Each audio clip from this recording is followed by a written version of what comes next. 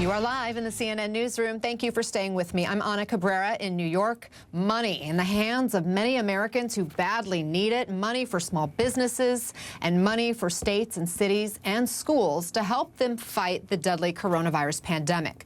The House of Representatives very early this morning approved President Biden's nearly $2 trillion COVID aid package. But it's not law yet. But this is a major step forward. The bill now faces some complications in the Senate before any money makes it to American bank accounts. And CNN's Suzanne Malveaux is on Capitol Hill with the very latest. So this bill passed with 0 Republicans supporting it. Even a couple of Democrats voted no. Suzanne. That's right, and that was expected, really, that this was going to vote along partisan lines. The vote happened just after 2 o'clock in the morning, 591 pages, $1.9 trillion. The vote 219 to 212, very close, and yes, very partisan, Anna.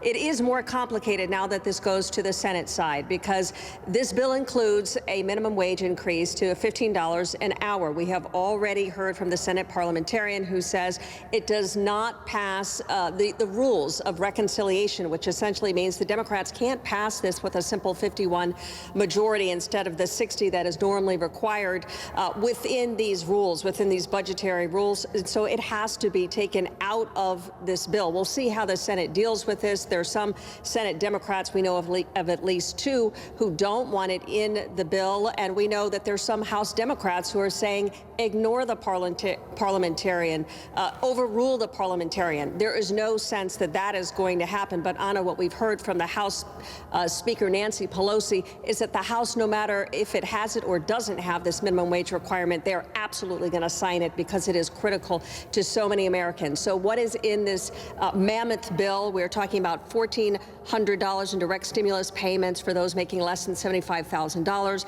enhanced unemployment aid from $300 a week to $400 a week, that going until the end of August, assistance for small businesses, money for child care and food aid, aid for states, local, tribal governments, increased support for vaccines, schools as well.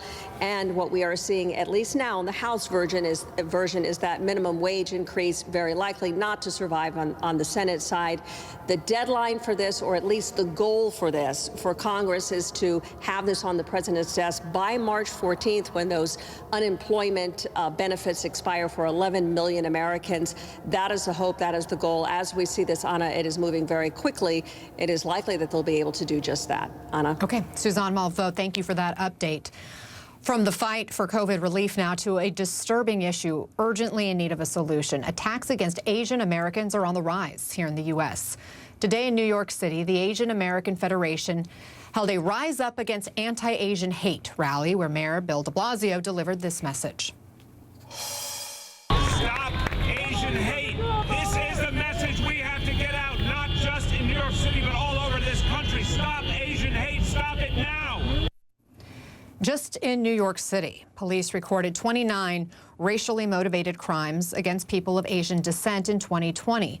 That's compared to just 3 in 2019. And almost all of those attacks last year were attributed to coronavirus motivation. Just last night, 4 men of Asian descent were stabbed in Brooklyn. 1 died. And on Thursday, a 36-year-old man was stabbed in New York City's Chinatown. He is now in critical condition. At today's rally in New York City, several people told CNN they are living in fear. I walk out the door and I brace myself, I prepare myself, and I make sure I no longer listen to music when I'm walking around. I no longer listen to podcasts or distracted in any way. I want to make sure I pay attention to whatever might be happening around me.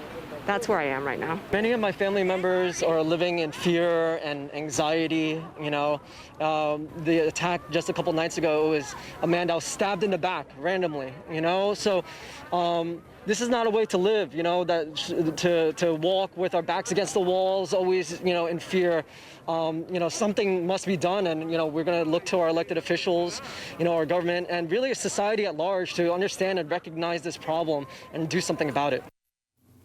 Joining us now, former Democratic presidential candidate and current candidate for New York City Mayor, Andrew Yang. Andrew, it's nice to see you again. I'm sorry about the circumstances. You attended that rally today. What's your reaction to the violence and the racism we're seeing directed at the Asian American community? It's great to be back with you today as well, Anna. I'm sorry it's about this topic. This is a heartbreaking and devastating time for so many people in the Asian American community. I talked to the family of one of the victims this week, and there's just so much pain and confusion and a desire to feel safe. And right now, a lot of people in New York City do not feel safe on their own streets. Have you personally experienced anything since this pandemic started specifically? I think every Asian American has sensed an increase in hostility or xenophobia in ways big and small.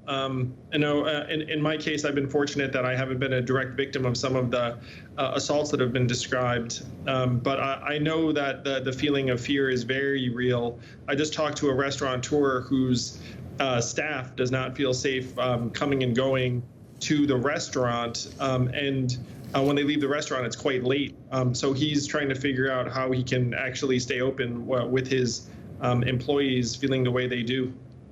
I mean, some groups are recording more than 3,000 anti-Asian attacks nationwide since March. Groups like the Asian Americans Advancing Justice. You're a father. Everyone's, getting set to go back to school. How worried are you about what kids may experience as a result of this rise in violence against Asian Americans? I think kids will have a very distinct version of this, Anna, where we know kids can be unmindful, sometimes very mean. So we have to do everything we can to let our children know that treating someone differently on the basis of their race is wrong. It's very destructive. And it's going to send a really, really difficult message to a lot of Asian kids who are heading back to school that if they feel like they somehow are having the coronavirus or the pandemic attributed to people of Asian descent. It's not the kind of lesson you want a child to learn at that age, and certainly it's nothing you want in America at any age or any level. No kidding. It is a teaching moment, though, for so many of us. Professional basketball player Jeremy Lin, he was a New York's Knicks superstar. He's a role model for a lot of Asian Americans I know. He wrote on social media earlier, being a 9-year NBA veteran doesn't protect me from being called coronavirus on the court. And today he tweeted, I know this will disappoint some of you, but I'm not naming or shaming anyone. What good does it do in this situation for someone to be torn down? It doesn't make my community safer or solve any of our long-term problems with racism. Do you agree with his decision not to name the person who called him that slur? I think, Anna, what Jeremy's doing is very difficult. And he has to make his own decisions. I will say that based on what's happening here in New York City, there's just a lot of pain, a lot of struggle in every community, and hurt people tend to lash out in ways that can be really destructive or worse, violent. So right now, this should be a time of healing, of teaching, of trying to bring people together, of letting people know that we have so much more in common than that we don't. I respect people who approach this situation in their own way. I will say that here in New York City, we should be taking these hate crimes very, very seriously. We should be funding the hate crimes task force for the Asian American community. And we need to build bonds of trust, because right now many Asian Americans do not report these incidents, even as we're seeing the surge. And I think it's important for us to point out, we have focused on some of the numbers from New York specifically because that's tangibly what we have, and you're running for New York City Mayor, so that's one of the reasons we talk about this. But this is an issue that is spiking in many cities across the country. I do want to switch gears quickly to talk about coronavirus relief and the fight over this $15 minimum wage part of the bill. The COVID stimulus bill did pass the House with that provision in it, but the Senate parliamentarian says that provision dealing with the minimum wage needs to be stripped out before the Senate can vote. So now you have some progressives like Ilhan Omar saying fire or remove the parliamentarian and make this happen. What do you think Democrats should do? Our country needs help. Our country needs relief. A higher minimum wage would get buying power into the hands of millions of families that need it desperately right now.